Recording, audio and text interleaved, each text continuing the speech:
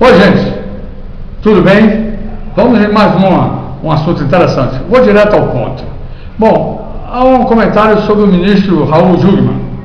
Nota uma coisa interessante. Logo após as eleições, o ministro da Justiça, Raul Jungmann, fez o seguinte pronunciamento. Vamos ao trecho principal. O ministro afirmou que o pleito ocorreu em paz e que a vontade do povo foi respeitada. Aqueles que tentaram ou induziram a possibilidade de fraude foram ou estão sendo investigados, se não denunciados e punidos. Rapaz, bem, você veja, o ministro aí, como disse Olavo de Carvalho também, eu também senti essa mesma observação. Ele cometeu 3 crimes aí, ele era para ser demitido. Certo? O ministro não pode falar um negócio dele. Ele tem mais branco, está muito agressivo o homem. Ele não disse que as fraudes estão sendo investigadas, e sim aqueles que denunciaram as fraudes. Quer dizer, uma tremenda prepotência e arrogância. Um dos crimes que ele cometeu aí foi de prevaricação. Deixou de investigar as denúncias. O segundo, ele começou a intimidar os denunciantes. Quer dizer, dando a entender que pode ter danos ao cara que está denunciando, certo? Rapaz, eu vou te dizer, viu, é sem precedente, certo? E o terceiro é que, bom, ele fez essa agressividade com o intuito dessa agressividade para impedir, isso faz parte, aí você vê claramente a natureza do cidadão. Ele é um petista, ou seja, ele é um comunista. Ele agride, intimida, ele como ministro da Justiça diz um negócio desse que é para evitar que as investigações vão à frente. Entendeu? Aí você fica cabreiro, temeroso, fraquinho, disse, tu é doido, o ministro disse que vai punir e tal, aí, quer dizer que amanhã ele vê uma falcatrua e fica, deixa isso para lá. Quer dizer, rapaz, eu vou te dizer, viu? Realmente. O segundo é que ele está impedindo de a pessoa de exercitar a lei, que é permitir que se veja isso, que resiste um BO e tal, que muita gente filmou e tudo. Quer dizer, que ministro é esse, rapaz? Pelo amor de Deus. O outro ponto interessante que eu vou falar agora, vocês vão ver. O outro ponto, que nós vamos também direto, é sobre o grande mentiroso que é Haddad. E eu vou provar que ele é mentiroso. Rapaz, olha, tem uma parte que diz assim, a Bíblia, quem é infiel no muito, quem é infiel no pouco, é infiel no muito. Quer dizer que nessa coisinha tão pouco assim, o cara já está mentindo, imagina o resto. Certo? Veja aí o clipe, depois você me diga se ele é ou não é mentiroso. Essa semana na Jovem Pan, Jair Bolsonaro disse que quem criou o kit gay foi Fernando Haddad quando era ministro da Educação no governo Lula. Muita gente veio às redes sociais dizendo que era fake news e para que não restem dúvidas, aqui está uma matéria feita pelo Jornal da Record na época para comprovar o fato. Ontem ele repetiu que o senhor criou o kit gay. O que o senhor tem a dizer sobre isso? Ele é um grandíssimo mentiroso. A rejeição ao material com conteúdo homossexual que o quer distribuir nas escolas. Para pais, educadores e parlamentares, as cartilhas e vídeos vão prejudicar a formação dos jovens. Agora, o ministro da Educação, Fernando Haddad, diz que ainda nem foi aprovado. Esse material está sendo produzido há mais de um ano. Então teve muitas idas e vindas. O MEC recomenda alterações, recomenda modificações. E o material vai sendo refeito a partir da perspectiva do Ministério da Educação.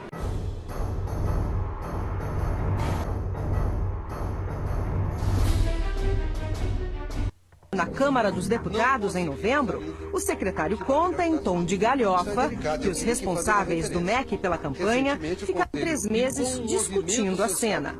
Uma dificuldade era um dos materiais didáticos, um dos filmes, tinha um beijo na boca. E a gente ficou com um beijo lésbico na boca. A gente ficou 3 meses discutindo até onde entrava a língua, né? Então, assim, gente, não caiam nisso, né? Nunca eu fiz nem a frase, que é água, nem a frase sobre Cristo é minha, nem a camiseta sobre Cristo é minha, né? Eu respeito muito a minha religião, que é o cristianismo, e a religião de todo mundo. Eu respeito muito a minha religião, que é o cristianismo, e a religião de todo mundo. Eu respeito muito a minha religião, que é o cristianismo, e a religião de todo mundo. Um dia do nosso calendário útil. Então, brasileiros que não são cristãos como eu, brasileiros que não são cristãos como eu, brasileiros que não são cristãos como eu respeito muito a minha religião, que é o cristianismo, e a religião de todo mundo. Brasileiros que não são cristãos como eu, dizer que você vem para essa campanha como o porta-voz da tragédia, o representante do caos. O PT se transformou na filosofia do fracasso, na crença à ignorância, o arauto da intolerância. Se especializou em distribuir a pobreza para todos e a riqueza para alguns dos seus líderes, dos seus chefes, porque legaram a nós brasileiros 62 bilhões abaixo da linha da pobreza. O blá blá blá de que retiraram da pobreza milhões de brasileiros é desmentido agora por essa realidade dramática das desigualdades sociais. A família brasileira sobre a qual você indaga é vítima dessas desigualdades sociais. Um país que não oferece oportunidades à família. Um país que não oferece a principal oportunidade, que é o emprego. Porque entre jovens, e certamente a mãe e o pai dessa família desesperado vê que 11 milhões de jovens de 14 a 25 anos não estudam e não trabalham nesse país.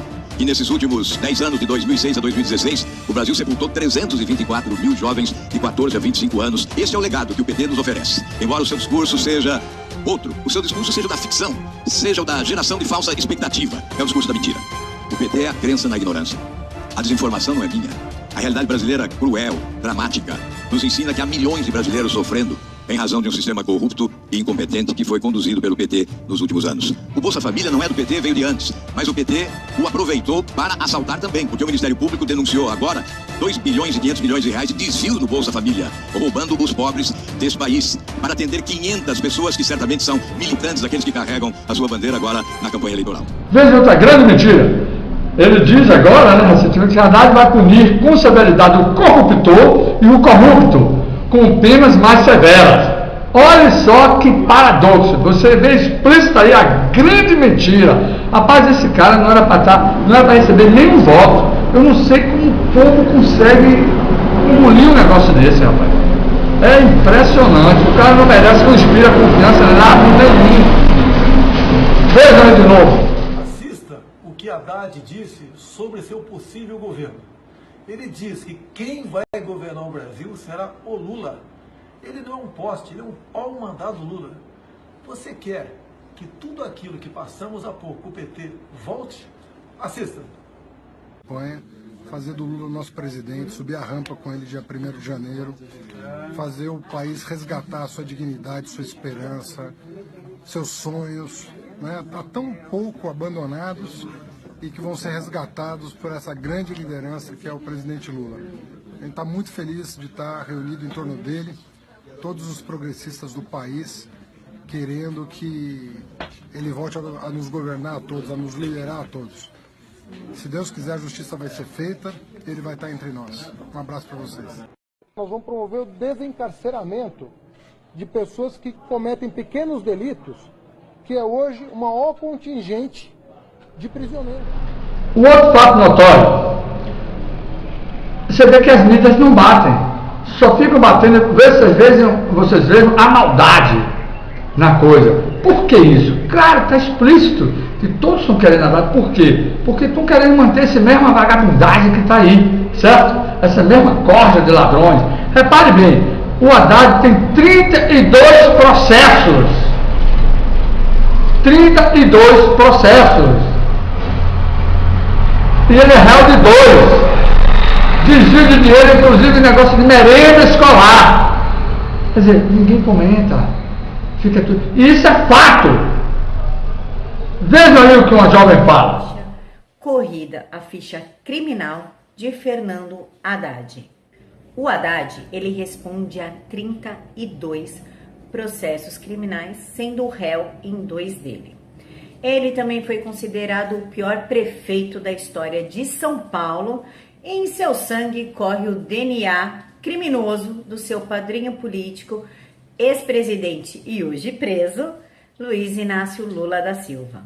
O Haddad, ele é acusado de receber dinheiro de empreiteira que está dentro da Lava Jato, de improbidade administrativa, de superfaturamento das ciclofaixas e até superfaturamento de salsicha da merenda escolar.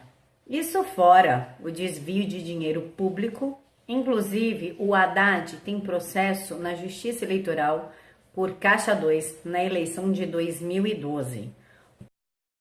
Ou seja, o cara é tão criminoso quanto o seu padrinho. E por que ele está concorrendo às eleições? Não sei. Com o desdobramento da Operação Lava Jato, o ex-prefeito Fernando Haddad é acusado de receber R$2.600.000 da construtora UTC para pagamento de gráfica. O dinheiro, claro, que não foi contabilizado e chegou ao PT através do doleiro Alberto Youssef. Em contrapartida, a Constran da UTC ganhou uma licitação de R$417 milhões para a construção de um terminal de ônibus em Itaquera. Mas isso é o de menos vindo do Haddad, para falar a verdade. Até do Teatro Municipal ele conseguiu desviar dinheiro. Ele desviou R$130 milhões do Teatro Municipal. Só as ciclofaixas do Ibirapuera deu um superfaturamento de R$54 milhões. E como eu disse, até merenda escolar, no caso da salsicha, ele conseguiu superfaturar. O quilo que sairia quase R$4, ele colocou a R$8, gerando um superfaturamento de R$2.140.000. Até das multas o Haddad conseguiu desviar dinheiro. Sim, eu não tô brincando. Ele desviou 653 milhões do dinheiro gerado. Em 2015, ele conseguiu desviar 802 milhões de reais de multas geradas pelos radares de trânsito. É preciso que vocês entendam que o PT tem 13 anos no governo, não só o PT não, o comunismo tem há 33 anos aqui dentro. Vocês sabiam que o Nordeste já poderia ser uma potência. Por que que não é? Sabe por quê, gente? Porque é de interesse dos comunistas manter a pobreza. É com a pobreza que eles se mantêm no poder. E o povo não acorda. Certo? Bolsonaro falou que vai trazer uma tecnologia de Israel. Rapaz, vocês precisam ver Israel, é um deserto. A terra lá é mais areia. Entendeu? E, no entanto, eles estão exportando frutas atualmente. Certo? Por quê? E não chove, é uma raridade chover lá. E aqui chove mesmo no deserto, ou mesmo no Nordeste, aqui ainda chove. Mas é independente da chuva. Ele vai trazer essa tecnologia, o Brasil vai deixar, o Nordeste vai deixar de ter essas secas. Vai deixar de ter esse negócio. Certo? Esse sofrimento todo. E eles nunca acabam com isso. Por que que eles não querem? Porque eles não têm interesse. Entendeu? O interesse é manter a pobreza. O interesse, quando ele dá uma Bolsa Família, é que você fique sempre dependendo dele. E quando entra outra, ele diz, ele vai cortar. Aí você fica com medo, aí fica nela. Aí ele deixa mal acostumado. Certo? É preciso entender, gente, que o trabalho dignifica a criatura humana, além de proporcionar a sua subsistência, ajuda na realização de sua personalidade. Entendeu?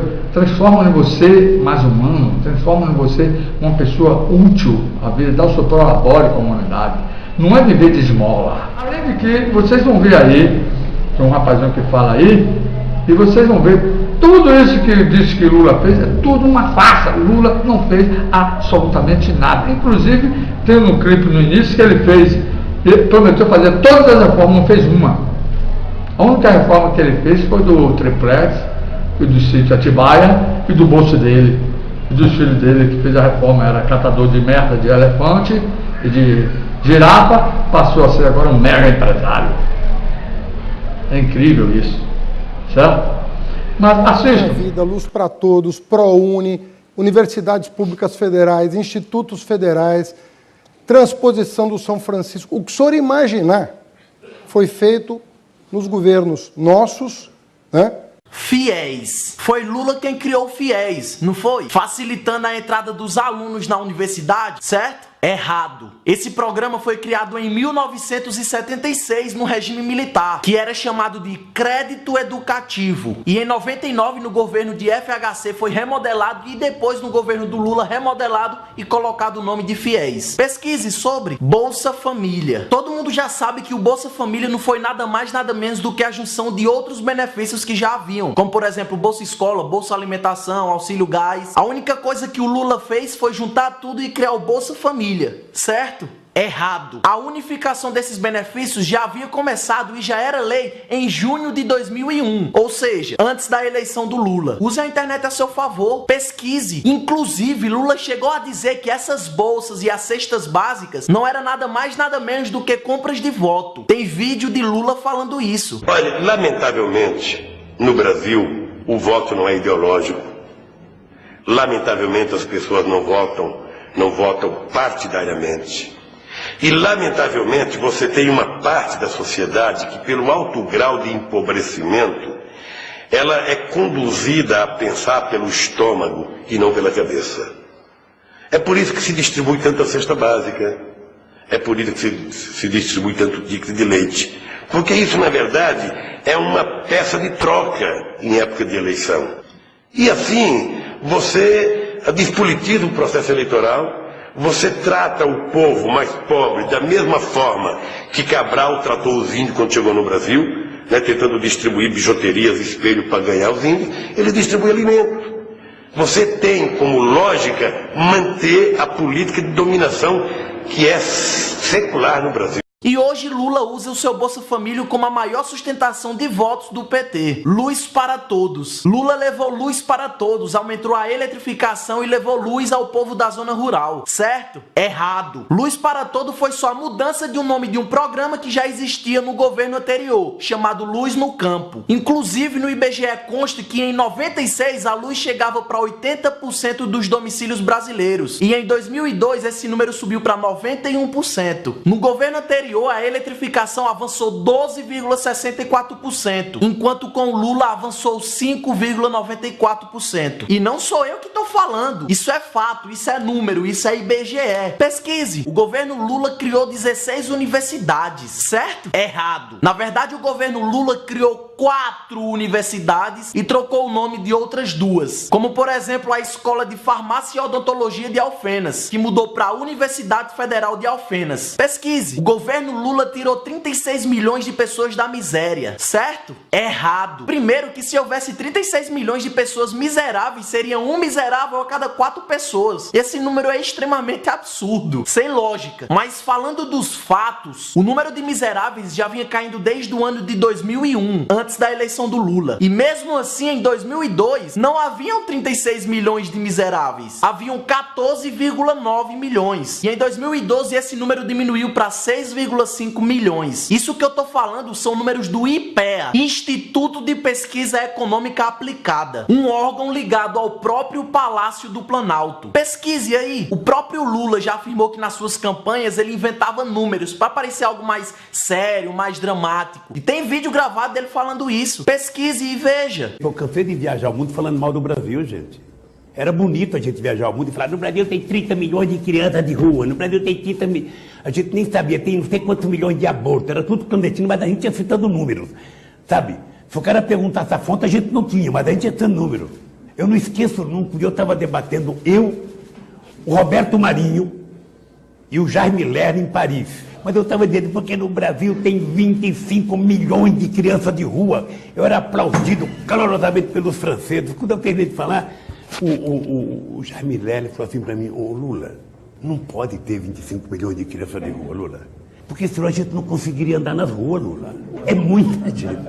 Ah, mas o Lula fez com que o pobre comprasse casa, comprasse carro, certo? Errado. Não teve dedo do Lula no meio disso. A única coisa que ele fez foi estimular o crédito, fazendo com que o povo comprasse, financiasse, se endividasse. E hoje a maioria ficou endividado. Estamos numa crise econômica, 15 milhões de desempregados, e a hora de pagar a conta chegou. É só você parar e olhar a situação do Brasil hoje. Pesquise mais sobre isso. Ah, mas uma coisa é certa, ele luta pelas minorias, certo? Errado. A única coisa que o Lula faz é usar as minorias como massa de manobras para as campanhas políticas. E mais do que ninguém, ele já mostrou ser altamente preconceituoso. O próprio Lula já foi infeliz em dizer que Pelotas é a maior exportadora de viados, com um tom que se fosse qualquer outra pessoa seria taxado de homofóbico.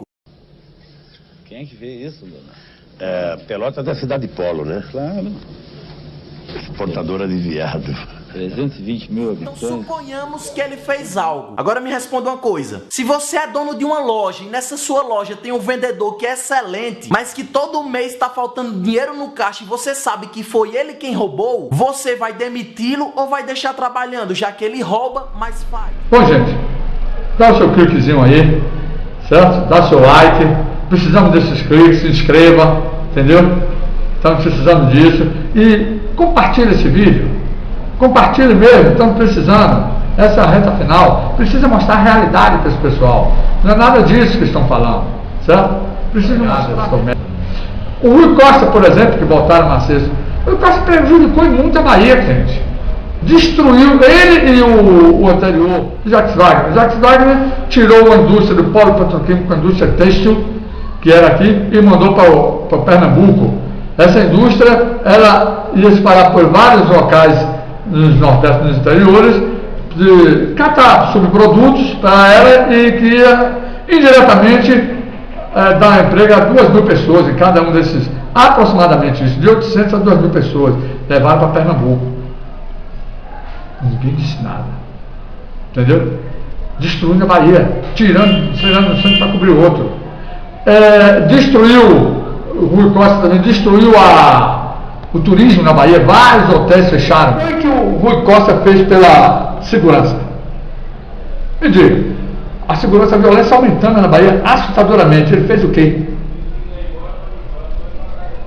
Quer dizer, porque nos interiores ele colocou um hospitalzinho aqui, calçou uma rua ali, fez... aí por isso ele merece continuar. É complicado. Um fato inusitado é que saiu até no Globo, certo? A Polícia Federal faz busca na casa de Jacques Wagner para investigar esquema de 400 milhões na Fonte Nova. Você vê que todos esses fetichistas estão envolvidos em alguma maracutaia, certo? Todos eles têm uma suspeita. E o povo ainda elegeu um elemento desse. Deixa mais vá fundo aí. Espalhe o máximo que você puder. Estamos na reta final e precisamos disso.